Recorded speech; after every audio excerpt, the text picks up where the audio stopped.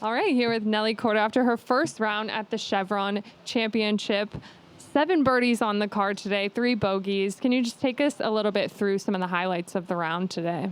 Yeah, I took advantage of the par fives today. I think I birdied them all, so that was important as I'm a bit of a longer hitter. And overall, I played pretty well. It was nice to finish the way I did with just a tap-in birdie, but made a couple of mistakes here and there where it was more of the yardage, where I was a little too aggressive and I left myself a little short-sided chip. And with the rain that we got during the delay, I wasn't sure how it was going to react, bump and running it or flopping it. So just made a couple of mistakes there, but that's given at a major championship.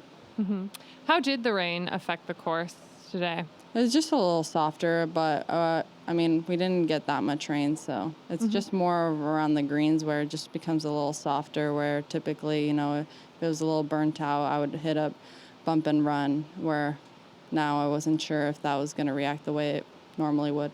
Amazing. You guys go ahead. Can you take us through the birdies on the last 2 holes, what you hit? Yeah, I hit a hybrid into the par 5. I had 217 in, and I just hit a controlled hybrid to just get me to the middle of the green. And I didn't really want to go over because that's a tough chip if you're in the rough or it's a downhill chip. So, and then I kind of hit my first putt probably 4 feet by and made the comebacker. And then my last hole, I had 105 in, and I hit a small controlled 50-degree to a foot and tapped that in. What'd you do during the delay? I hung out with my parents in dining. Pretty chill. You mentioned earlier this week that you were kind of struggling with your swing this year. Yeah. Have you and Jamie been working on anything in particular to fix that? Yeah, I mean, I honestly haven't seen Jamie that much, just because he's been pretty busy with the guys on the PGA Tour, but just maintenance stuff. I've been playing this game for long enough that I kind of know what I need to do, so I went back home and drilled it and then made sure that I was in playing mode towards the end of the week, coming into this week. What is it specifically about the positions that you're trying to get into? For me, I make the majority of my mistakes on my backswing. I get out of position, then it's just harder for me to get it back to. I have to work harder, so then the mistakes of me hitting it right and left come more into play. So I'm just trying to get it on one plane going back and one plane going down, as simple as possible, but it's been giving me a little bit of a hard time this year. I mean, with playing in like different conditions and traveling, I think that's what kind of threw me off a good bit, was actually coming back from Singapore.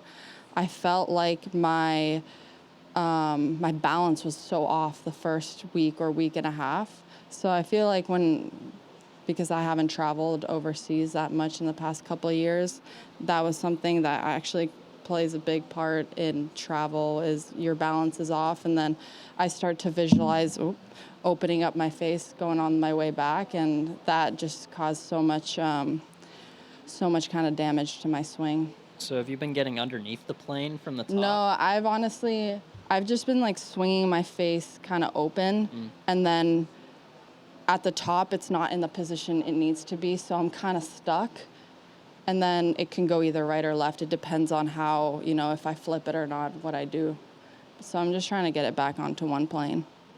So when you're home working on this on your own, are you videoing yourself? Oh, yeah. There's so many videos on my phone. It's disgusting. Is that with your dad or? No, I have one of those tripods. Do it myself. Oh. I think if people knew how many swing videos I had on my phone, and if I had to ask my dad to video that many swings, he would say he would boycott every one of my practices. So. Could you ballpark how many videos you have?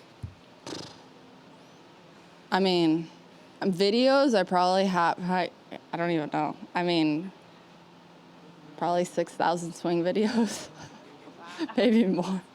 Like, I go through a practice session and I'll probably video maybe like 20 or 30 until I really like it, and then I play that one.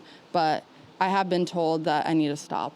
You got like, So, or I just need to delete them all and keep the one I want. Phone storage. you got the Yeah. like iCloud storage Oh yeah, a backup or lot. something? Like I keep upgrading. Just like constant upgrade. How did that balance at all affect you in real life of just adjusting and coming back from Singapore?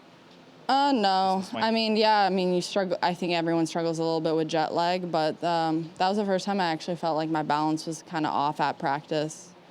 But I guess I haven't done it in a while, so just get used to it. Have you always been into the technical side of your swing, or has that developed as you've gotten older? I think it's definitely developed maybe as I've gotten older. I'm actually not technical at all. Even though I'm looking at my swing, I'm just seeing if I'm hitting my spots. It's hard because like I grew up in an academy setting where like I had a coach behind me, and after every shot he would tell me, oh, if my positions were good. But then when you're by yourself, which a majority of the time when I'm practicing I am, it's hard to know if like one swing was good and one swing was not, if my positions, because like your feel is different every day. So that's why I over obsess with videoing. It's just to check to see if I'm actually hitting the positions I want. And were you coming into this week? Huh? Were you hitting Yes, the position? I was. Yeah, it was much better. Yes, I was content. All right. Okay, Thank you cool. so much. Thank you.